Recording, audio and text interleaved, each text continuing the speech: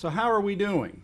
There's a very simple measure, and it is probably too simplistic and in some respects a little bit unfair, but in higher education, the currency in the realm tends to be what are our graduation rates.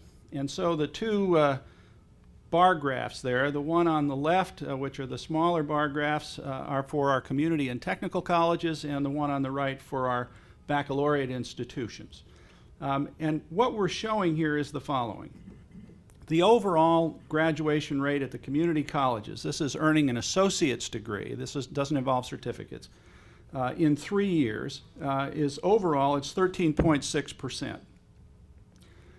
But for students who are entering the institutions academically prepared to take college credit generating work, they're finishing at 26.5%, and for students, and this is the red bars, who are entering underprepared, in other words, in need of remediation, they're graduating at less than half the rate. For the baccalaureate institutions, just about the same phenomena.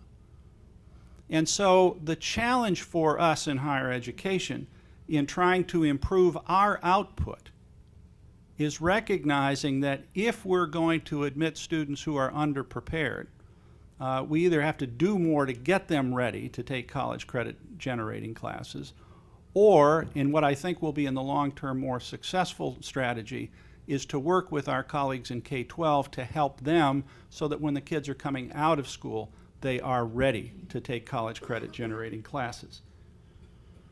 This is the latest data that we have from ACT. Some of you may know that the legislature a number of years ago directed that every student in the public school system will take a series of 3 examinations, one in 8th grade, one in 10th grade, and one in 11th grade, all produced by the ACT company. These are the scores of the 11th grade exam. So these are the exams kids use to be determined ready for college. What we're showing you here is the difference in results between those students who are predominantly white and those who are African American. The overall score in English is a 19.5. For white students, it's 20. For African American kids, it's 15.6. For math, you can see the same phenomena. The gap isn't quite as big. For reading, the gap is substantial, 4 points. In science, the gap again is there. The issue here is that all of our scores, the good news is that our scores are improving for white kids and African American kids. The problem is that the gaps are not shrinking, and that is part of the core of our challenge. This is something that I do across the state when I get out to speak. This is kind of a selected group of public schools, high schools here in Jefferson County. And this is from a report called the High School Feedback Report. The data is about 2 years old, so it's not the most recent, but I want to make a point here for you. We rank these in the first vertical column by the proportion of students in each school that are on free and reduced lunch. So that's we call that the percentage of students in poverty, irrespective of race or ethnicity.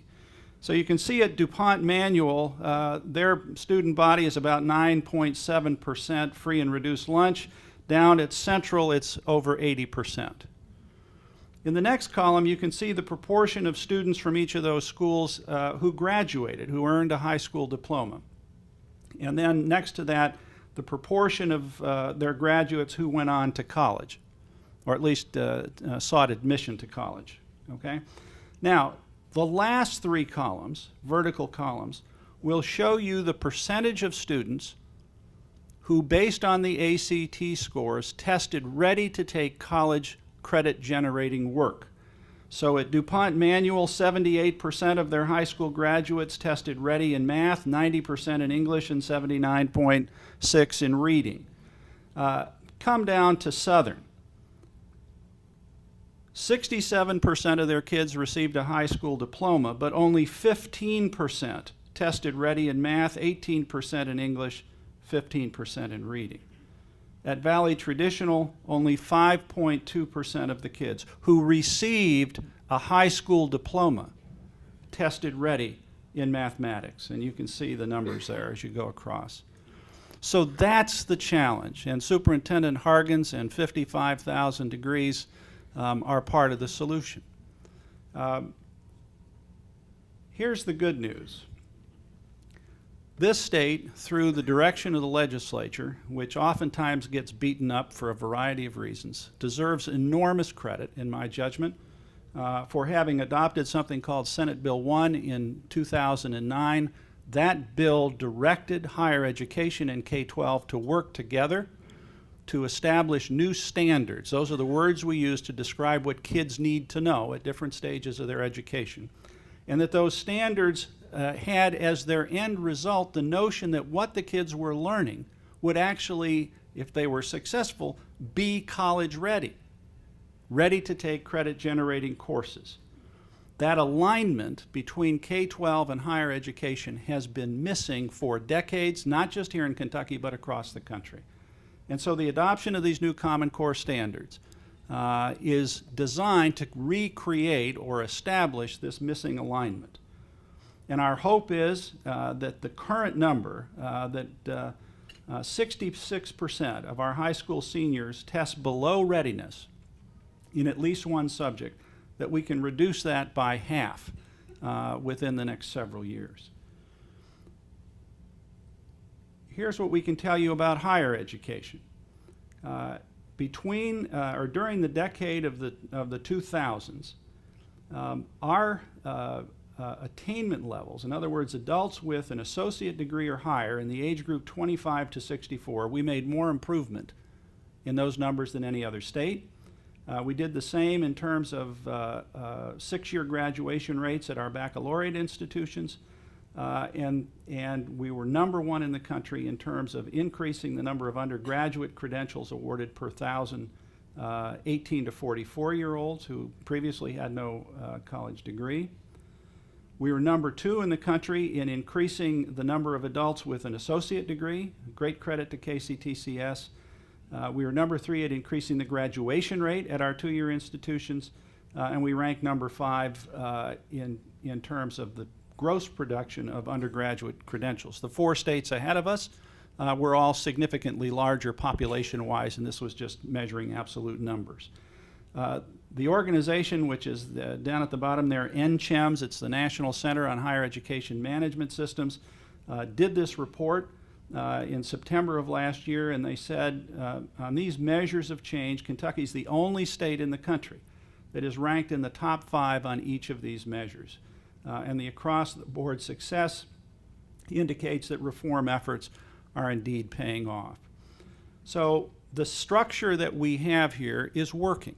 Not as fast as we would like, but we are making more improvement than any other state in the country.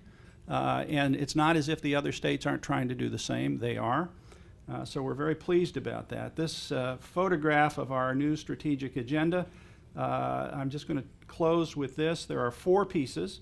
The 2 pieces that are of greatest interest for my purposes today are the first 2, college readiness and student success. What we are saying in this agenda is that higher education has a responsibility to help K-12 be successful. And the question is, well, how do we do that? We don't run the public schools. We're not the principals. We're not the teachers. We're not the school boards, et cetera. But here's what we do. We decide who gets into our teacher education programs. We decide what to teach them, and we decide what they have to demonstrate in order to earn a degree. What we can tell you is that we need to do a better job of training the teachers who are serving our students. Second, we need to get back into the business, if we ever were in the business, of providing ongoing professional development to current classroom teachers to help them get their skills up to where they're going to need to be to meet the challenges of these new Common Core standards. And we are working closely with the schools now as children are being identified in 10th grade, in 11th grade as performing below college readiness, to actually have college faculty working directly with high school teachers and sometimes directly with high school students to get their skills up to college readiness before they get to our campuses. We call these transitional courses so that they don't have to expend tuition dollars on non-credit generating classes. In terms of student success, there's a whole raft of things I can talk to you about so that we can get our own graduation rates up into the 60 and 70 percentile range, which is where we think they ought to be in the near future. With that, I'll stop, and again, thank you for giving me this opportunity to fly through all this stuff.